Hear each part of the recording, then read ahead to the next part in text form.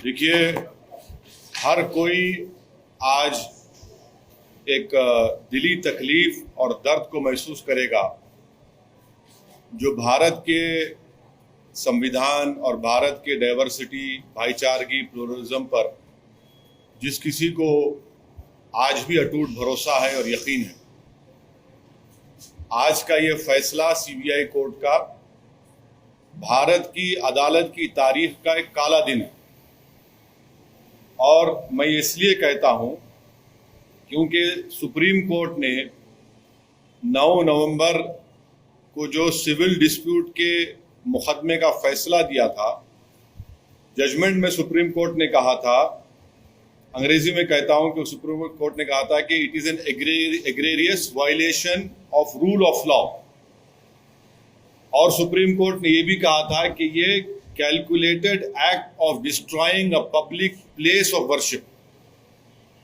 अब मैं ये समझने से कासिर हूं कि अगर सुप्रीम कोर्ट ये कहता है कि egregious violation of rule of law, तो क्या कोई जादू से मस्जिद को शहीद कर दिया गया था 6 दिसंबर को? क्या कोई जादू से वहां पर 28 और 29 दिसंबर की रात 49 में मूर्तियां रखी गई थी? क्या कोई जादू से उसके ताले खोले गए थे जब राजीव गांधी प्राइम मिनिस्टर थे? इसीलिए मैं ये कहता हूं कि सुप्रीम कोर्ट ने जो बात कही उसके बरखिलाफ आज ये जजमेंट आया है। और ये मैं कहने पर मजबूर हूं कि violence page for you politically. अगर आप वायलेंस करेंगे तो आपको मिल जाएगा, क्योंकि आप अंदाजा लगाइए कि अडवाणी की रथ यात्रा जहां कहीं भी भारत में गई, वहां पर खूनरेजी हुई, मासूम लोगों का कत्ल हुआ, जायदादें जलाई गई, खानदान उजड़ गए, बर्बाद हुए। और आज ये फैसला आता है सीबीआई कोर्ट का जिसमें कहते हैं कि वो स्पॉन्टेनियस नहीं था। तो हम ये जानना चाहते हैं कि भाई साहब, ये कितने दिन, कितने महीने लगेंगे प्रिपरेशन के लिए ताकि वो स्पॉन्टेनियस ना हो? आप बताइए ना, कितने दिन, कितने महीने लगेंगे स्पॉन्टेनियस ना हो? क्या ये बात सच नहीं है कि उमा भारती ने कहा था कि एक धक्का और दो, बाबरी मस्जिद तोड़ दो? क्या दुनिया ने नहीं देखा कि जब बाबरी मस्जिद शहीद हो रही थी तो मिठाइयां बांटे जा रहे थे? अडवाणी, मुरली मनोहर जोशी, उमा भारती, ये सब लोग तो मिठाई खा रहे थे, खुशियां मना रहे थे। कैसा ये फैसले पे आज आ जाती है आप? आखिर पैगाम क्या देना चाह रहे आप? पैगाम क्या देना चाह रहे? पैगाम यही मिल रहा है कि वायलेंस पेज, मास वायलेंस पेज। आप अंदाजा लगाइए कि 1950 से अब तक इस मसले में मुसलमानों को इंसाफ नहीं हुआ, और आज ये फैसला आता है 28 साल के बाद। हम आज भी कह रहे हैं, अगर ये मस्जिद नहीं शहीद होती तो क्या 9 नवंबर का सुप्रीम कोर्ट का फैसला आता था? सारी दुनिया ने देखा कि जो लोग मस्साम में खड़े होकर स्पीचेस दे रहे थे, लोगों को उकसा रहे थे, उनकी मौजूदगी में क्या यह बात सच नहीं है कि सीबीआई की चार्जशीट में एक विटनेस ने कहा कि कल्याण सिंह, उस वक्त के चीफ मिनिस्टर, ने कहा कि रोक कंस्ट्रक्शन पर है, डिस्ट्रक्शन पर नहीं है? वो भी आप नहीं मानेंगे उसको? क्या सीबीआई की चार्जशीट में यह नहीं कहा गया था कि 5 दिसंबर की रात अडवाणी ने विनय कटियार के घर में साजिश रचाई? क्या यह बात सच नहीं है कि अडवाणी ने कल्याण सिंह को कहा कि उस वक्त तक आप रिजाइन मत करिए जब तक कि मस्जिद डिमोलिश नहीं हो जाती, ताकि गवर्नमेंट का डिसमिसल ना हो? क्या बीजेपी की सरकार उस वक्त की जाकर सुप्रीम कोर्ट को वादा नहीं किया था कि हम मस्जिद को बचाएंगे? यह फैसला, मुझे कहना पड़ेगा कि यह judgement satisfies the collective consciousness of Hindutva and its followers and its ideology. ये जजमेंट का यही है। किसने तोड़ा फिर मस्जिद पर? हम पूछना चाहते हैं, जब 6 दिसंबर 1992 को मस्जिद शहीद हुई थी, उस वक्त मैंने अपने आप को एक हेल्पलेस महसूस किया। मैंने अपने आप को अपने लिए एक ह्यूमिलिएशन समझा कि मैं अपनी एक अब शर्म महसूस हुई कि मैं अपनी मस्जिद को बचा नहीं सक रहा हूं, और आज आप ऐसा फैसला देते हैं। तो फिर आखिर इतना सब जो इन्वेस्टिगेशन हुआ, कैसा क्या हुआ?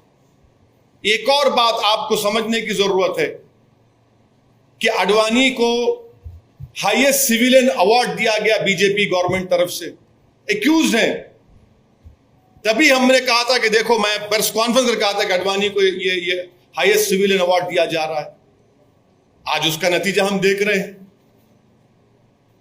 उमा भारती, अच्छा आप एक और आदमी का नाम ले लीजिए, हिंदुस्तान टाइम्स में आया कि भगवान गोयल कोर्ट के बाहर कह रहा है, कोर्ट के बाहर फैसला देने से पहले कोर्ट के बाहर कह रहा है कि हां, मैं एडमिट करता हूं कि मैंने डिमोलिशन में हिस्सा लिया। वो बीजेपी में उस वक्त का नॉर्थ इंडिया का शिवसेना का चीफ था। कोर्ट के बाहर कह रहा है, और कोर्ट में जाकर कोर्ट बरी कर देता है लोगों को।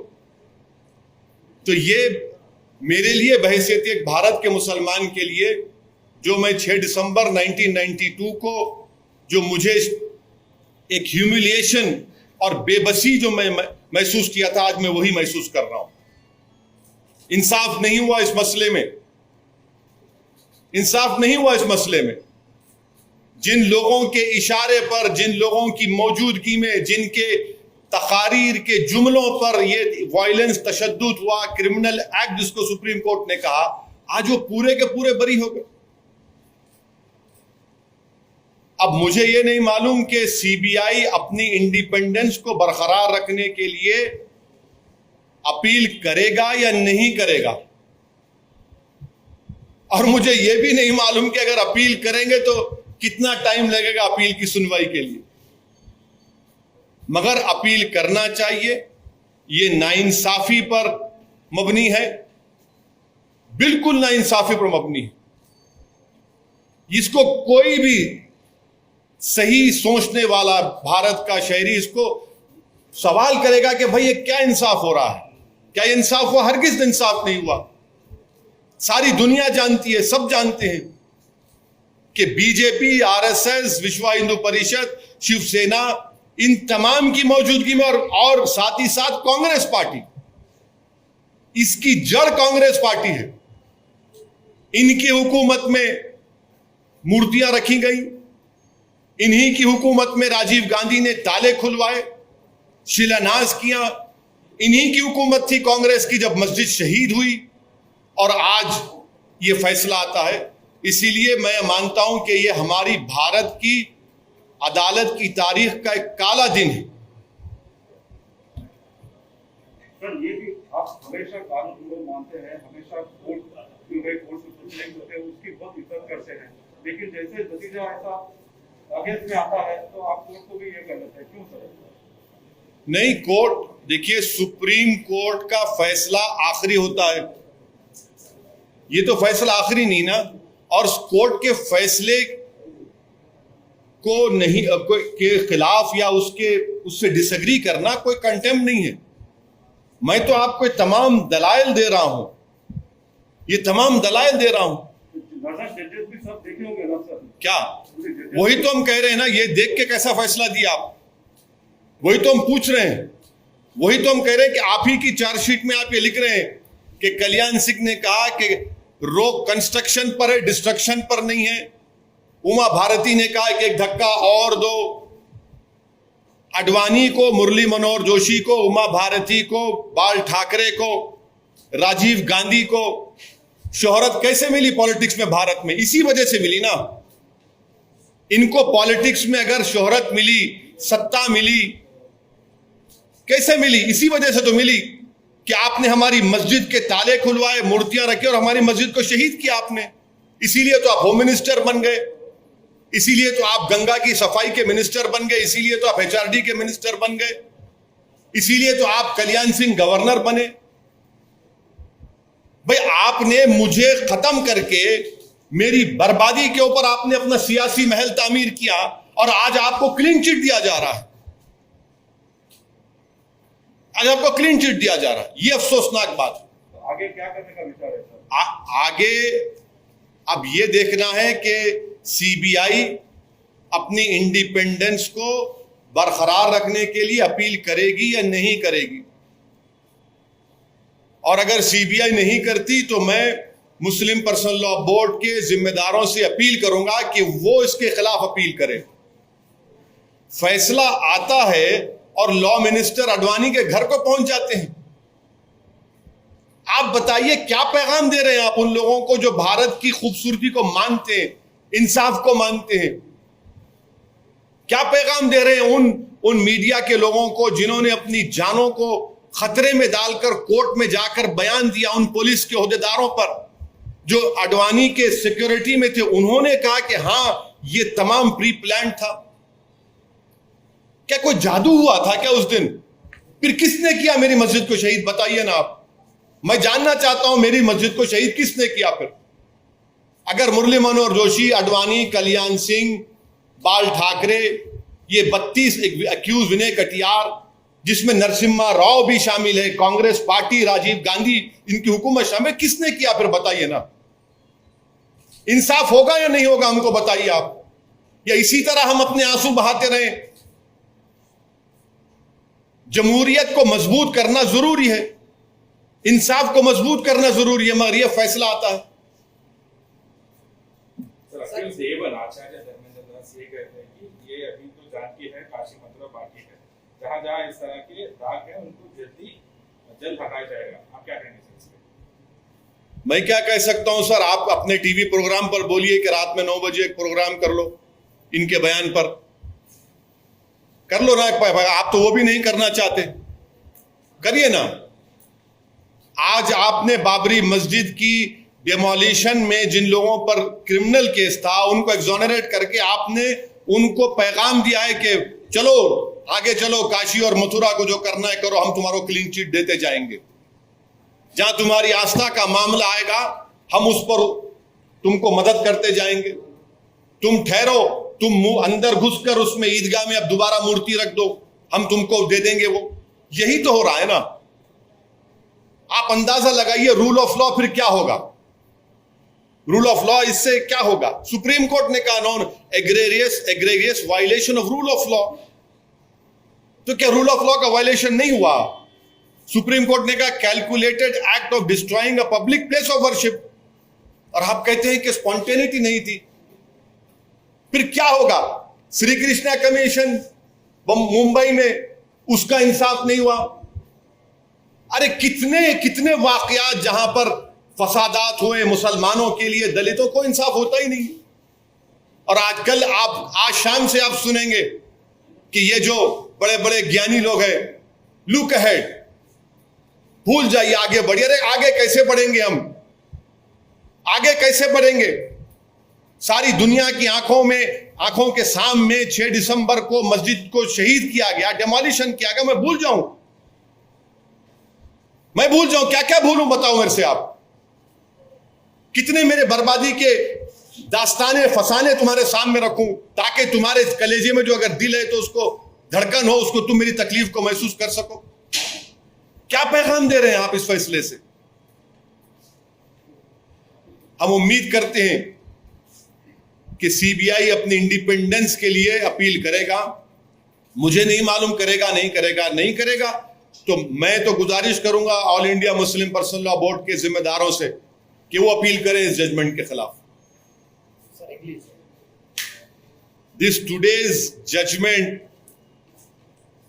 in my opinion, is a sad day in the history of Indian judiciary. It is a very sad day that mass violence pays. The whole world knows, people of India know that it was the Rath Yatra of Mr. Advani. Wherever it went, it created havoc. It created loss of life of innocent people. It destroyed homes. The whole world knows that it was the BJP government of Kalyan Singh which went to Supreme Court and gave a solemn affirmation that will protect the Babri Masjid. The whole world has seen the visuals that on the day of 6 December, Mr. Advani, along with Uma Bharati, along with Murli Manohar Joshi, and all the other 32 accused were sitting on the dais. They were rejoicing in the demolition of the masjid. Sweets were being distributed. And now the court said there was no spontaneity. There was no conspiracy. Then please enlighten me. How many days and months of preparation is required to disqualify an action from being spontaneous? What is this? What is the message that is coming out? How is it that there is no conspiracy in it, there is no spontaneity to it? You assemble all the people. Who assembled them? Who called them to that place? Was it an act of God that some magic was done, that idols were placed in a masjid on 29 December in 1949? Was it a magic show that locks were opened? Was it some sort of magic that on 6 December the masjid was demolished? Who called for the people, assembling of the people over there? Who made sure that they entered over there? Isn't it true that the CBI charge sheet says that Kalyan Singh said in Hindi that rock construction par hai, destruction par nahi hai? Didn't the CBI charge sheet say that on 5th of December Advani conspired and made a conspiracy in the house of Vinay Katiyar? Isn't there proof that Advani told the then Chief Minister Kalyan Singh that don't resign until the masjid is demolished so that your government is not dismissed? Didn't Kalyan Singh as the Chief Minister went to Supreme Court and said we'll protect the structure? Isn't it true that on 9th of November last year the Supreme Court said that the demolition is a calculated act of destroying a public place of worship? Didn't the Supreme Court say that it's an egregious violation of rule of law? All these are facts. And how is it that all of them are exonerated? Even while going inside the court, one Bhagwan Goel, who was the North India chief of Shiv Sena, now is in BJP, said, yes, I demolished the Babri Masjid. Where will rule of law go? As a proud Indian Muslim, on 6th of December, I felt shame, humiliation, desperation, helplessness. That same feeling I'm feeling now. That same humiliation, desperation, and helplessness I'm feeling now. That people who presided over the demolition of a masjid are going scot-free. And I had warned the nation through all of my media friends that when Advani was conferred the highest civilian award, I knew on that day that yes, this will happen. And please tell me, as an Indian Muslim, my question is, how did Advani become famous? How did Murli Manohar Joshi become famous? How did Rajiv Gandhi become so much famous? Because they presided over the demolition of this Babri Masjid. Advani became the Home Minister, Murli Manohar Joshi became the HRD Minister, Uma Bharati became a minister and was given the charge of cleaning the Ganga. This is the same Madam Uma Bharati said, ek dhakka aur do, Babri Masjid ko tod do. Since 1950, as an Indian Muslim, I have not got justice in this matter. And I must say on record, it is too much of a coincidence to be coincidence. This is, and I hope, I don't know whether the CBI would appeal against this judgment. But to protect its independence, it must appeal against this strange judgment, which has rewarded the people who took out this whole Rath Yatra, who were the ones who created this issue of Ram Mandir. But I would appeal to the All India Muslim Personal Law Board and their office holders that they must appeal against this obnoxious judgment that has been given. So basically it is, if you use brute force, if you use violence, you will be rewarded. Now in the end, law has become an ass now. You can kick the law and you will be rewarded for it. it is a very sad day. So one of the accused, including Evan, has said that the next is the turn of Kashi and Mathura, and will use the Ayodhya force, Talwar. I have been telling you since the Supreme Court had given the civil judgment that this will open a can of worms. Not only Kashi, Mathura, but many places where masjids are standing right now for more than 400 years. Now the dispute will start. Now the dispute will start. Because these people, they have been rewarded. Their intentions and their whole belief has been strengthened now, and definitely they will go ahead. And please don't forget the role played by Congress party. Today's judgment had come because of Congress party also. Had the Congress party removed those idols in 1949, this judgment would not have come. Had the Congress party, when Rajiv Gandhi was the Prime Minister, not opened the gates of Babri Masjid, the locks of Babri Masjid, this judgment would not have come. Had the Congress party protected the Babri Masjid on 6 December, this judgment would not have come. This is a very, very sad day. And as an Indian Muslim, I feel a sense of shame, helplessness, and humiliation, which I felt as a youth in my younger days in 1992. That same feeling I'm feeling now. Some of this issue play out in Bihar elections. This issue is an issue of justice. This issue is an issue of ensuring that people who were responsible for the demolition of Babri Masjid should have been convicted. But they have been politically rewarded in the past by becoming the Home Minister, by becoming HRD Minister. In fact, BJP is in power because of the issue. The whole world has seen how politically rewarding it was for BJP when they started the issue of Ram Mandir. And tomorrow many other issues will be opened.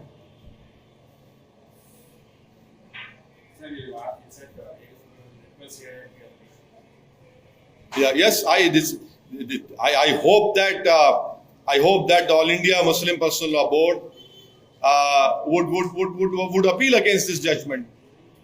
I don't know about CBI. I cannot speak for CBI.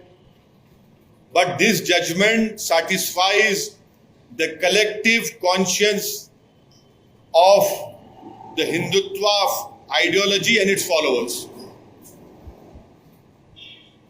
the court observed that evidence against the accused was not strong enough and the incident was not witnessed. Yes, that is what I have. I knew that you would ask me this question. That is why I had given you,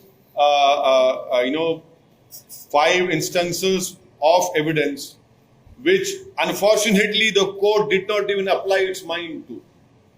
So it's a long judgment. I can throw more light on it after reading it. I'm told it's 800 or 1000 pages judgment.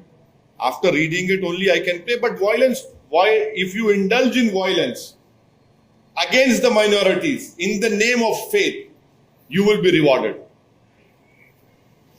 Do you think CBI failed to collect evidence, sir? Well, we'll have to read the judgment, because I really feel embarrassed and ashamed that all those media people who bravely and boldly came to the court and told that we are the eyewitness, we have seen.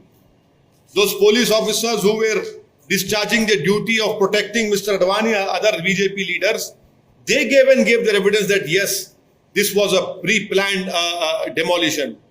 I really feel sorry for them that the courts have not even accepted their statements.